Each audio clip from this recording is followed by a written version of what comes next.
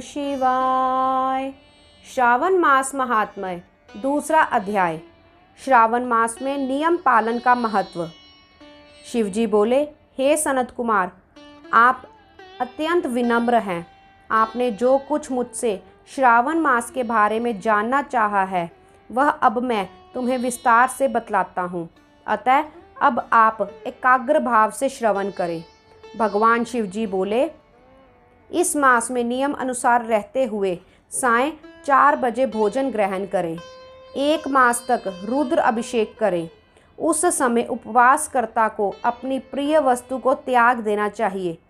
पुष्प, तुलसी मंजरी के दल, फल और धान्य बिल्व पत्र से भगवान शिव की लक्ष्य पूजा करनी चाहिए। विद्वान ब्राह्मणों को भोजन कराकर नियम अनुसार व्रत धारण करें। कोटि लिंग की पूजा अर्चना करनी चाहिए। शिवजी बोले कि मुझे पंचामृत से अभिषेक कराना अति प्रिय है, अतः भक्त को मेरे लिए ये अवश्य ही करना चाहिए। इसके लिए जो कुछ भी किया जाता है वह अनंत प्रकार के शुभ फल देने वाला होता है। हे महाभाग, इस मास में भूमि पर ही शयन करना चाहिए। साथ में ब्रह्मचार्य व्रत का पालन करना चाहिए। सत्य का पालन करें। इंद्रियों को अपने वश में रखें। प्रातःकाल स्नान कर एकाग्रचित होकर प्रतिदिन प्रभु पूजन करें। इस मास में मंत्रों का बार बार श्रवण करना सिद्धि प्रदान करने वाला होता है। षडाक्षर शिव मंत्र और गायत्री मंत्र का जाप करना चाहिए। नमस्कार तथा वेद पठन मनोकूल और मनोवांछित फल प्रदान करने वाला होता है। पुरुष सूक्तम मंत्र का जाप करना चाहिए। ये अत्यधिक फल प्रदान करने वाला होता है। कोटि होम, ग्रह यज्ञ होम, लक्ष्य होम और अयुत होम करने पर मनोवांछित फल प्राप्त होता है। इस मास व्रत रहित रहने वाले को नरक की प्राप्ति होती है। वह वहाँ पर महाप्रलय तक रहता है। इस श्रावण मास के समान मुझे पूरे वर्ष का कोई अन्य माह प्रिय नहीं है। ये मास मनोवांछित एवं कामना के अनुसार फल देने वाला होता है। अतः हे सत्पुरुष, इस मास में जिन व्रतों को करने की विधि का विधान है उनका वर्णन मुझसे विस्तार पूर्वक सुनो। रविवार को सूर्य व्रत करें। सोमवार को मेरा पूजन करने के पश्चात ही भोजन ग्रहण करें। श्रावण मास में प्रथम सोमवार से शुरू करके निरंतर 3 मास तक किया गया व्रत समस्त मनोकामना और अर्थ सिद्धियों को देने वाला होता है। ये व्रत रोटक व्रत कहलाता है। मंगलवार को किया गया व्रत मंगल गौरी व्रत, बुधवार को किया गया व्रत बुध व्रत, बृहस्पतिवार को किया गया व्रत बृहस्पति व्रत, शुक्रवार को किया गया व्रत जीवंतिका देवती व्रत, शनिवार को हनुमान तथा नरसिंह का व्रत किया जाता है। हे सनत कुमार, अब आप मुझसे तिथियों के अनुसार किए जाने वाले व्रतों को सुने। श्रावण मास में शुक्ल पक्ष की द्वितीय को किया गया व्रत अदुम्बर, तृतीय तिथि को किया गया व्रत गौरी व्रत होता है।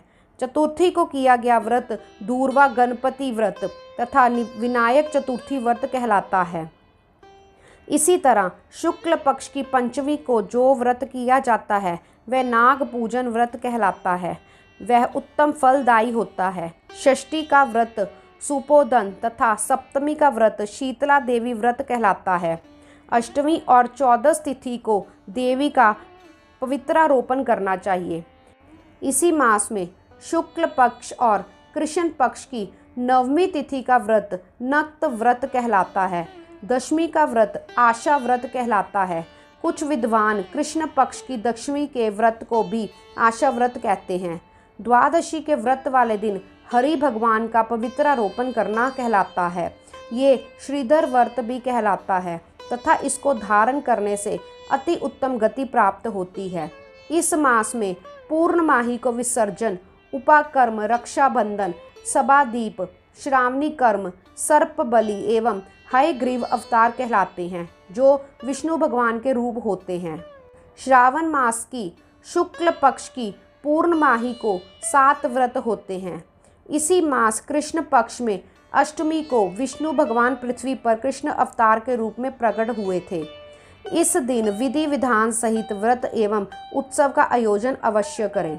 श्रावण मास में अमावस तिथि व्रत पिठोरा व्रत कहलाता है। उस दिन बैलों की पूजा अर्चना करें तथा कुशोत्पाटन करें। उस मास में प्रथमा से लेकर अमावस तक किए जाने वाले व्रतों के देव भी भिन्न भिन्न होते हैं।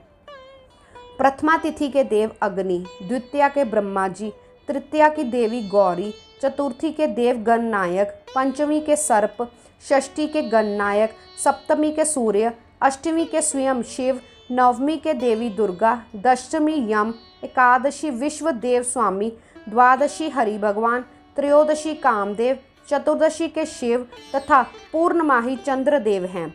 अमावस के स्वामी पितृ कहलाते हैं।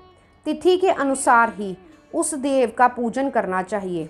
हे महामुनि, सूर्य संक्रमण के कारण उस दिन से सिंह राशि पर 12 अंग एवं 40 घटी व्यतीत हो जाने पर अगस्त्य नक्षत्र दिखलाई पड़ता है। अगस्त्य नक्षत्र के लिए उदय होने से 7 दिन पूर्व ही अर्घ देना शुरू कर दें।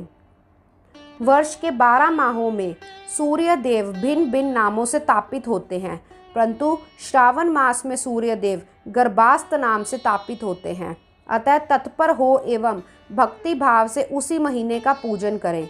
वर्ष के इस मास में साग खाना वर्जित है। भाद्रपद मास में दही लेना वर्जित है। अश्विन मास में दूध का त्याग कर दें। कार्तिक मास में दाल नहीं खानी चाहिए। यदि ये सब विधान पूरा करने में असमर्थ हो तो केवल श्रावण मास में ही इन वस्तुओं को छोड़ देने से मनवांछित फल प्राप्त होता है। हे महामुनि, इस माह में आने वाले उपवासों एवं पुण्य कार्यों का संपूर्ण वर्णन कई 100 वर्षों में भी नहीं किया जा सकता। हे सनत कुमार, जो प्राणी मुझ में तथा हरि में केवल भेदभाव की कल्पना करते हैं, वे सब अंत में नरकलोक में जाते हैं तथा अनंत दुख भोगते हैं। अतः आप भी श्रावण माह में नियम एवं धर्म का अनुसरण करते हुए समय व्यतीत करें। ये मार्ग सब प्राणियों के लिए कल्याणपूर्वक एवं मोक्ष प्रदान करने वाला है। इस दूसरे अध्याय के पाठ श्रवण से पुण्य फल की प्राप्ति होती है। गौरी शंकर भगवान की जय। ओम नमः शिवाय।